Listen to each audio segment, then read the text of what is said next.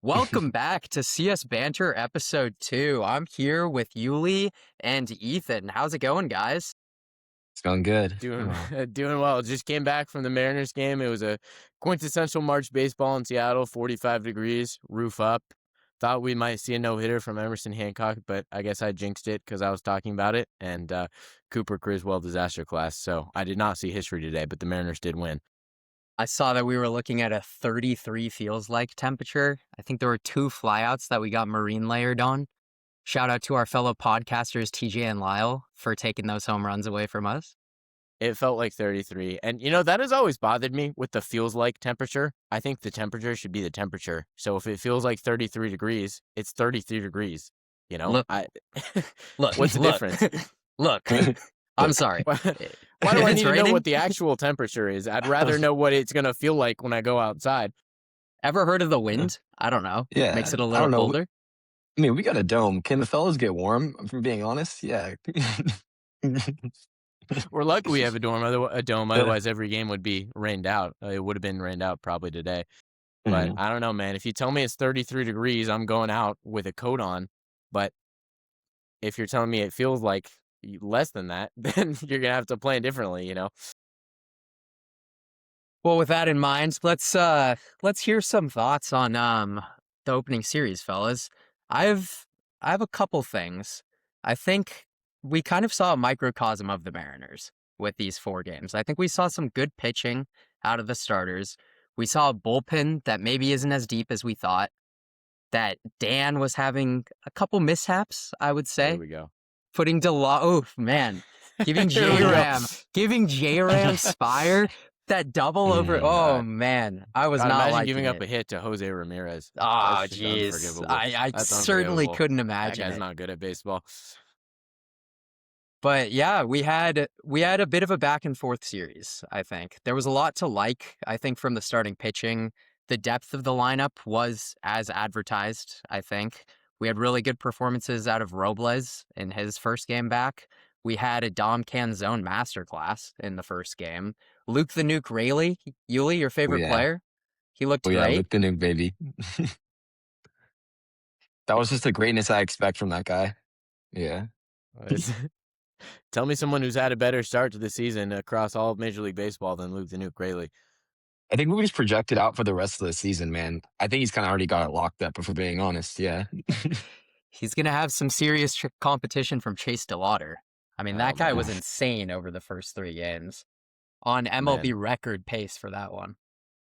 I said to my friend that I was at the game with today when Chase DeLauter came up in the top of the 7th, I said, there's 100% chance that DeLauter ends his no-hitter right now. There's not a doubt about that. And then surely he does. And that guy had a crazy series, hitting 4 home runs. And it'll be exciting to see what he does for the rest of the season. And we'll be able to say that we saw that guy before anyone else did. Well, I was a little surprised, too. I mean, I was expecting that we'd get a Castillo start before we got Emerson Hancock out there, but maybe they're timing that one up for Bryce Miller coming back in the pen, but back in the rotation, that is. But what do you do today after Hancock goes 6 scoreless, 6 hitless, 1 walk? I mean, he looked great out there. It looked like a different Emerson Hancock. Yeah, well, it's really exciting to see. Go ahead, Yuli. I was going to say, if I'm Jared DePota right now, I'm drooling for that trade deadline. I mean, the amount of pitching depth we have right now, just to think what other tools we can add to this roster, just throw any, I mean, I don't know, whether it's a Castillo, a Hancock, or Logan Evans. I'm not seeing any of the core going, but I mean, you got to be excited about the depth this roster has. Yeah, if Emerson Hancock is going to go 6 scoreless innings, then this Mariners pitching rotation is going to be the best in baseball. And let me tell you what, I feel vindicated for my spring training take. We had Cole Young, really good in the first series. Yeah. He hit the ball 1,000,000 miles with his home run. We had, again, Emerson Hancock, who looked great in spring training. I mean, he's changed it up a little bit. He's going more off the side. I'm liking what I'm seeing. He was hitting 98 at the top of the zone, and they just couldn't hit him. His movement was nuts. That sweeper that he had where Cal Raleigh challenged with the ABS and called it a strike, that was a nasty pitch. I mean, it fooled Cal. It came all the way across the plate, Cal catches it down here, hits the ABS call, little tap tap on the top of the head. By the way, love the ABS. I think it's hilarious. What are your guys' It's I thoughts? I was skeptical on it at first, but I'll tell you what, being in the stadium and seeing the opposing team, which the Guardians did at least like 5 to 10 times this series, they call a challenge and they end up losing the challenge and everyone goes crazy and it's awesome. There's no better feeling than that. So I think that'll be exciting. I initially was opposed to it, as I traditionally am opposed to change in the MLB, but I think that the way that they have executed it is good with just 2 challenges per team. It doesn't take up too much time. It doesn't interrupt the game too much. We still have the human element with the umpires. And yeah, it's pretty funny seeing the Guardians just fall flat on their face over and over again with those challenges. I'm with you, EK. I'm a bit of a baseball purist, and seeing these rules added in, at first it takes a little bit getting used to, and I'm generally opposed, but I don't know. You hate to see like some sort of huge moment just thrown away, ruined, tainted by a bad call. Like in any sport, you see it all the time. It just leaves a bad taste in your mouth when a great game just ends in like the wrong way. Yeah. You know what I love about it though? I think it's the first time in professional sports that both the opposing team and well, really both teams and the fans can just find a way to absolutely clown on the umpires and the referees. I can't think of any other sport that we're having this in. Like when we were at the game for game two, EK, like just the raucous applause after the Yeah. ABS challenge when the Mariners challenged the strike call. And then around the horn in the MLB, Eugenio Suarez yesterday, I don't know if you guys saw it, but he had 2 back-to-back ABS challenges. Tap of the head, under review, ball. Tap of the head, under review, ball. And the fans were just going nuts in Cincinnati. It was hilarious. And it was everyone's favorite ump. It was CB Buckner. He got 6 calls wrong and overturned by the ABS. Yeah. It's game-changing. Yeah, and I'll tell you what, if you're the umpire, there's been a lot of talk about the umpires don't want this, the umpires don't want to be proven wrong in front of a full stadium. That's fair, but frankly, if you're the umpire, you should be held accountable. It's your job to perform well, and so the umpire should. But also, if you do make a grave mistake and you're the umpire, there's a chance for it to be corrected by the other team. So if the umpire makes a bad call and the team doesn't challenge it, well, no one was confident enough to challenge it. And if they do make a bad call and it gets overturned, then it's no harm, no foul. So I think this will actually end up being better for the umpires. It'll be better for the teams, and it's funny for the fans. So who's opposed to it? I've got one thing on it. I think we're seeing kind of an interesting dynamic out of it. We're seeing teams utilize it different ways because there's really an element of strategy that comes with it. The Guardians were out of their challenges, I think, in game two after the fifth inning. The Mariners, I think they've been holding on to them a little tighter for opportunities, but you're seeing much higher emphasis on the catcher challenging than our batters out there. So Yuli, what do you think you'd be like strategic wise for the ABS system? As far as like, I guess growing up, I played catcher, and it is interesting how it changes a little bit of the cat and mouse game, because I thought of catching growing up, a lot of part of it was stealing strikes, like stealing those pitches right out of the zone through framing.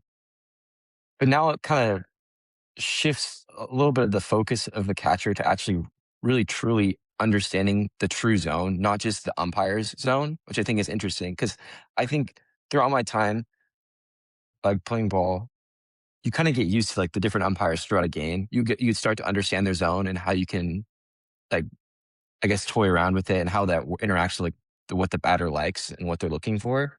But it does change the game when now it's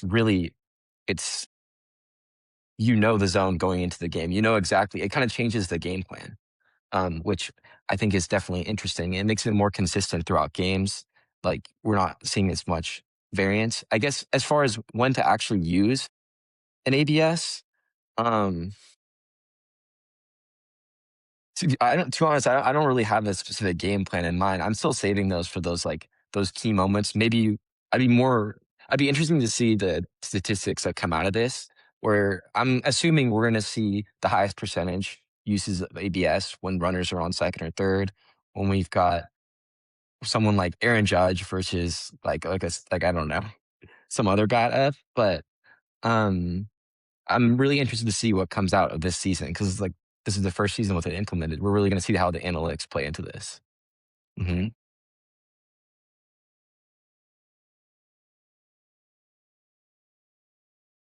I'd be calling that shit all the time. If I was a hitter, to be honest with you. Let me roll, I yeah. want, you call a strike looking, you're wrong. That was a Hmm. ball.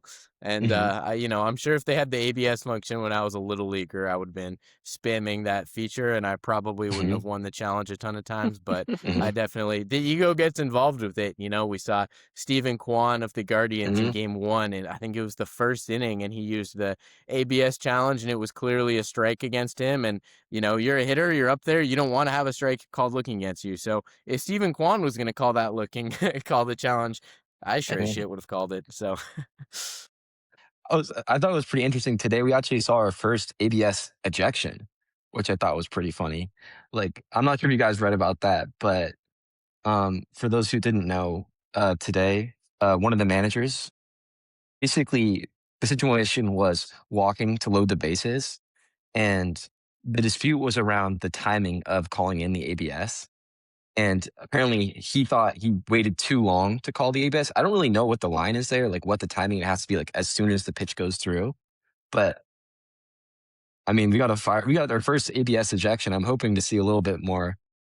I don't know. I'm hoping we never lose that part of baseball. I mean, that interaction with the umpire. I mean, I love to see like a coach get all fired up right in the umpire's face. To be honest, I feel bad for the guy, but I mean, it's a little bit exciting, you know? Well, it's just so funny to me because, like, what are Yeah, you complaining about? Like, yeah, it's it's right at the end of the day. yeah, Like, you're hmm, complaining against your ChatGPT yeah, overlords that are calling the balls and strikes, your little robot umpire.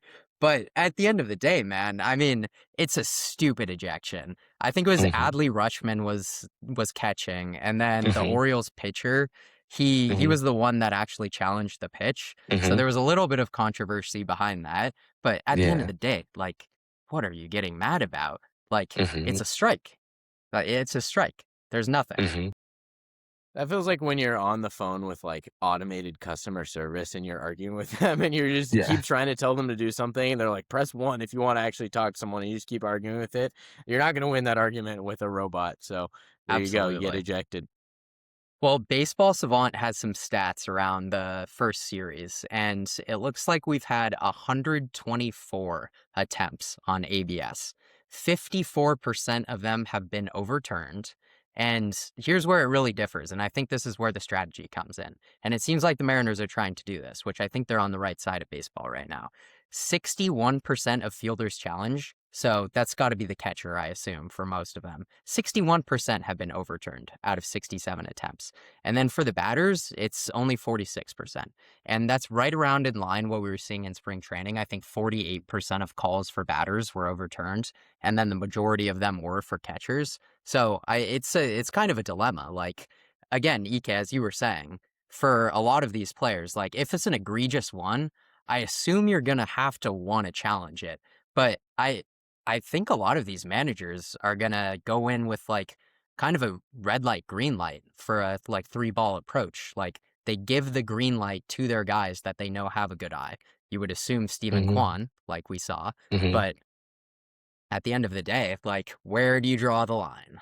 I'd love to see the right fielder or something call a challenge at some point. They're out there playing back in right field, and they're like, "That's BS, Blue. That was definitely a strike," and just double tap their head out there, call a challenge on it. That's what I want to see.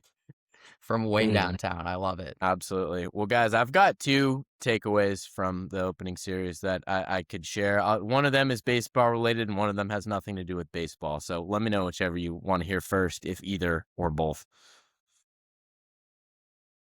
I want the baseball take first. I had to think Take the about that base. one. Hmm. Take the baseball take.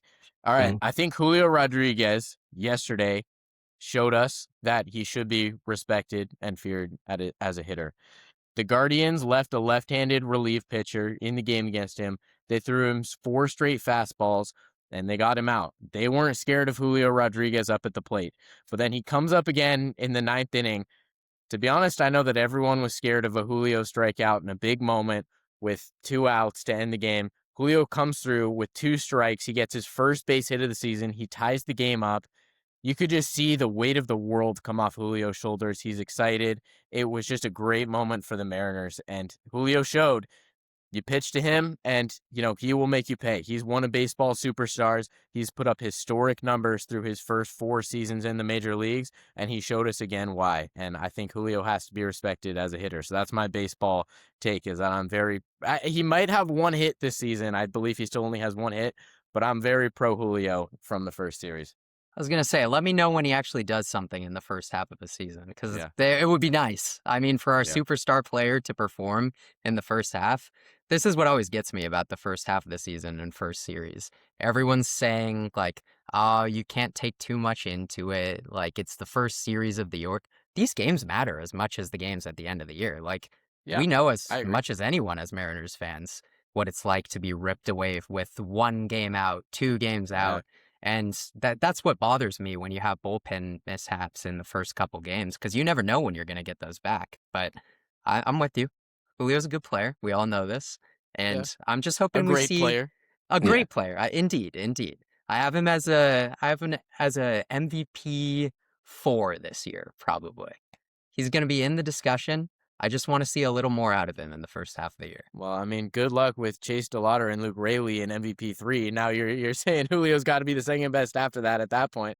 I guess I'm with Zach on this one. I believe in Julio, but I just think, I mean, he has shown us he's 2 different people. I don't know where he comes. He's got like a twin brother or something. The post All Julio Star F. break is just like Rodriguez. exactly, yeah. We're looking at 2 different guys, but I mean, the second he honestly just has to put together like an average first half, and he's in that MVP conversation. Is that because that's just how good he is. It's just that, Absolutely. I mean, baseball players are people of habit, like creatures of habit, and sometimes these old habits die hard. And his habit just happens to be sucking in the first half. And I mean, honestly, I'm right with you there, Ethan. Like seeing him really like come through in the clutch in the beginning of the season, I just love to see that. Like you see him build that confidence because I'm sure I mean, he hears all the Twitter fingers. He hears everything. He's not like oblivious to Yeah. what the media's conversation around him in his first half stints. And I'm sure that weighs on him and just being able to come up in the clutch like that, that's what the kind of thing that builds that confidence, which he needs in the first half to break out of this pretty terrible first half cycle. But I don't know. I mean, I'm not expecting him to jump back the next series and be that all-star yet, but even if we see a slow just build up and see it start earlier rather than at the all-star break pretty much, um, I would feel confident in him going forward. Yeah. I think we expect in every single at bat Julio takes that he's going to be Ken Griffey Jr., and no one is going to live up to those kind of lofty expectations. And I think it's great that Julio has those kinds of expectations, and that's the weight that you're going to bear as the superstar and the face of the franchise. So that's what comes with it, is that you will have those expectations. But I think that Julio definitely deserves more grace, in my opinion. I think there's a lot of confirmation bias that happens when Julio comes Hmm. up in a big moment and he Hmm. strikes out or he gets out at all, which is the most probable outcome that's going to happen when any hitter of the history of baseball steps up to plate, is that they're going to get out. But when Julio does it in a big season, it's, oh man, there's Julio again. He can't come up in the big moments. He's a letdown. And then he finished his 4th in MVP. His stats look fantastic at the end of the year. So I think that Julio deserves more grace. He's a superstar. Yeah, and I'll add one more to that before we move on to your non-baseball take, which I'm really looking That would forward be a to. good one. But Yeah. I mean, we're splitting hairs here. Julio Rodriguez, he's shown that he's a ceiling 4.5 win player. That's a superstar right there. And again, the only frustrating part about his game, like if you played his averages, I almost think that we'd think he's better than he is right now. Because if you gave me an 800 OPS player for the entire season with his defense in center field, like I wouldn't be complaining a single bit. It's just that we know there's more in there. We know there's an MVP winner in there. So when you see a little frustrating start of the season, it can get to you. But again, I'm actually thinking that we're going to see more out of Julio in the first half this year. I think the WBC was big for him and kind of just like not necessarily getting his timing, but getting into competitive games, because that's really when he does best. But Mm-hmm. excited to see the rest of it this year. Well, hopefully the WBC Mhm. doesn't have too much of a bearing on season results. Otherwise, Cal is in some trouble. But I'll give you my non-baseball take Mhm. now. Guys, I've been to 2 games so far this season. I went to a bunch of games last season, and I can confidently say that the foul ball dance party has to go. I cannot stand it. I can't stand the foul ball dance party on premise that it's a strike against the Mariners. It's fouled back. It's a 0-1 count against Julio. Congrats. Foul ball dance party. I've never seen. I hate the voice. I can't stand it. I don't know what voice they pull out for it, but I don't like it. I've never seen anyone dance along to it. To be honest, I would probably look around a little bit in my section if someone actually did start dancing along to a foul ball to strike number 1. I mean, good for you. Good for you for being comfortable enough to do that. But Mhm. I know I've never danced to that. I've never seen anyone dance to it. Mhm. Guys, I can't stand the foul ball dance party. I hate to be the old man yelling at the cloud, and if anyone has fun with it or enjoys it, then that's my bad. Maybe I just can't have fun at that level, but I think it's got to go. Well, I'm Mhm. right here with you. They got to stop Yeah. doing it on strike 1 Yeah. and no Mhm. strikes in the count because Yeah. you're giving up a strike and then we're all going foul ball dance party. It's a little ridiculous. Now you had it right with the accent the first time you were going to do it, and then you backed out. I couldn't commit. I couldn't commit. Foul ball dance party.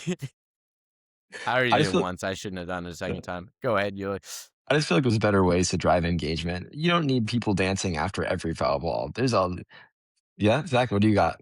What hot I've take you got a got way to cooking up drive for us? engagement for you because What? Ethan and I, we were at game 2, Mhm. and yeah. Mhm. you know what I really like is this bark What? in the park. Oh, Barking Yeah. the fuck. man. Yeah. The dogs were Mhm. good. They were all handsome. They were looking back at us. We were giving them pets. We even had a couple barks.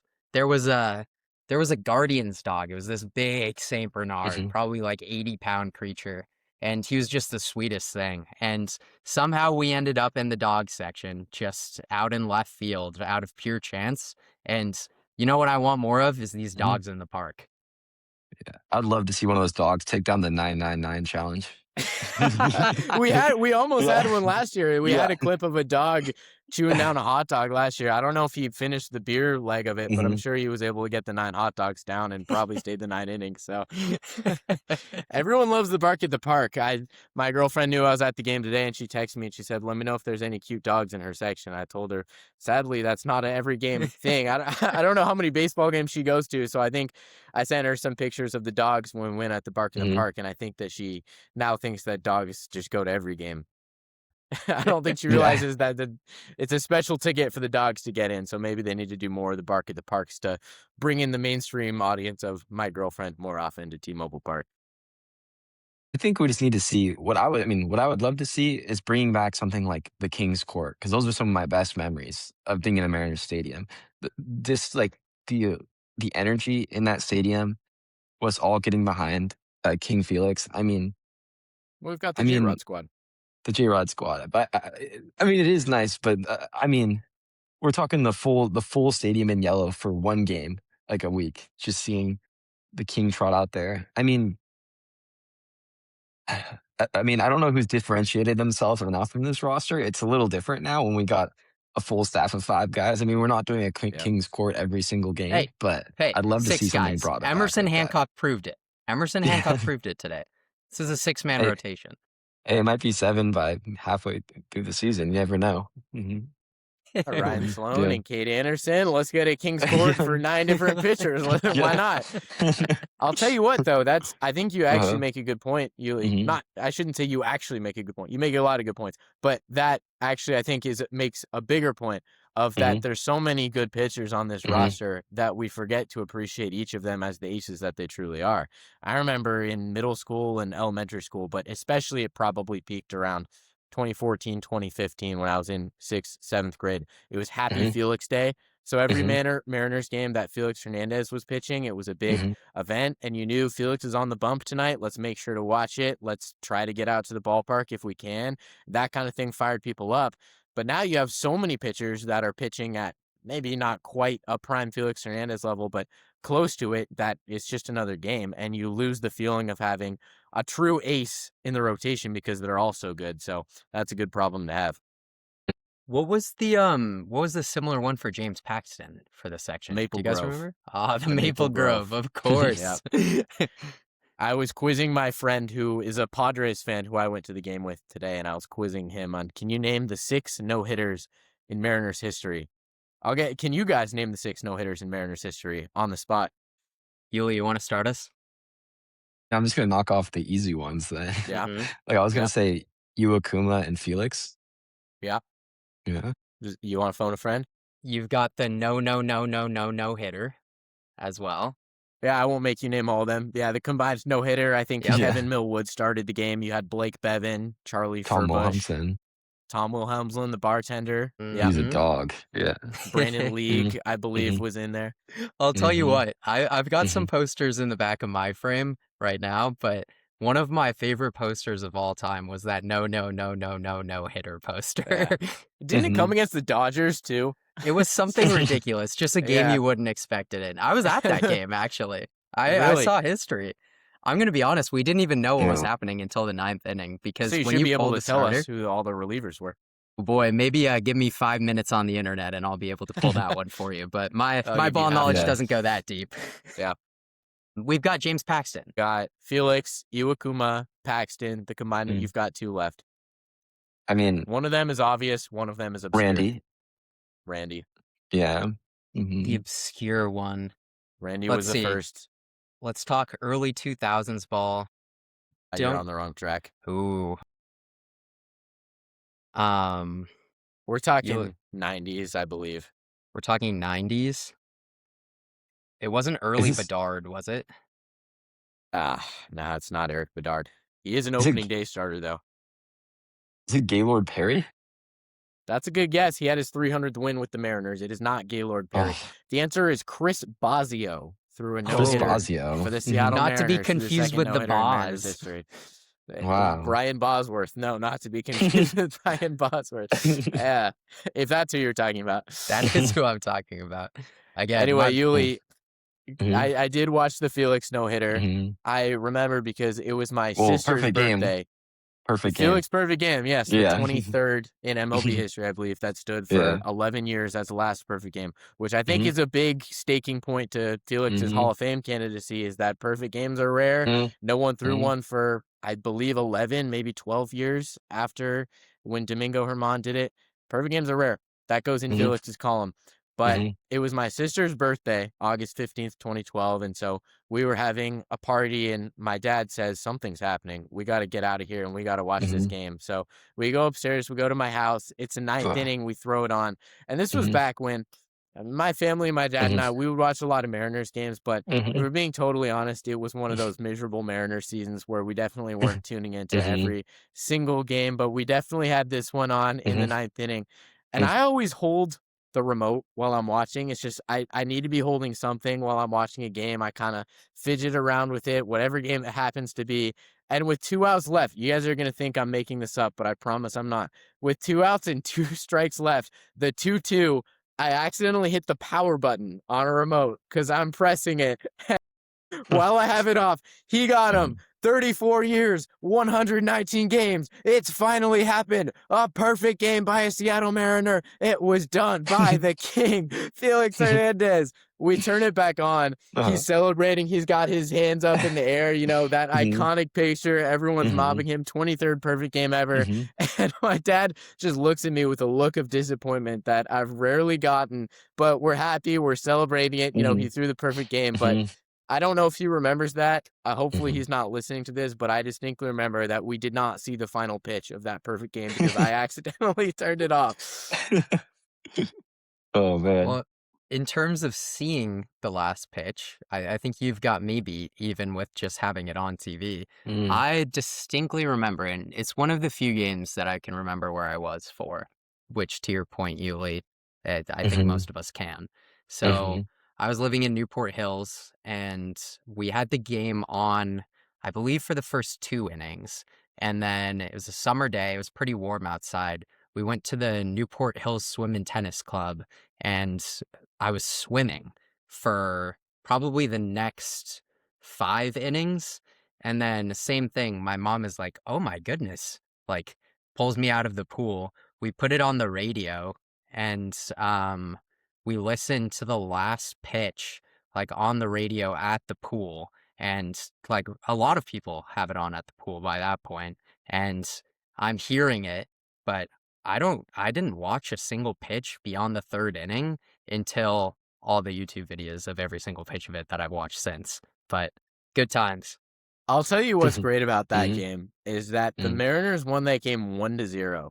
And if the ultimate Felix Hernandez treatment had been the Mariners scoring 0 runs, that game going to extra innings, and Felix Hernandez pitching 27 up, 27 down, Mhm, and losing the perfect game because the Mariners lineup couldn't manufacture a run, I don't know if I mhm, ever would have forgiven the franchise for that. So mm-mm, thank God the Mariners, mhm, it might have been Trayvon Robinson who drove in mhm. a run that It was like game, in the Eric eighth, I Thames. think. Wow. It was I late. think it might have been before that, but it certainly was in the mid innings. And thank God the Mariners scored a run on August 15th, 2012, guys. Mhm, man. I mean, that moment was just, like, the epitome of, like, when you think of Moneyball, when you think of how can you not be a romantic about baseball, that game is the epitome of it for me. Because as you guys know, just being as a Mariners fan, it's like being a fan of Rocky sometimes. You really get drugged through the mud, especially for the first 2 decades of our life. We, uh, Yeah. we had to deal with some heck of a team, but I just remember so clearly hearing I think it might have been going into the 8th on the radio. My dad and I are in the car driving home. We pick up the pace.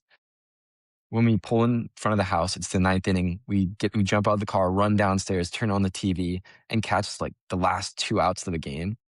And that was just special. Like that's something I'll hold dear for like the rest of my life to share that moment with my dad.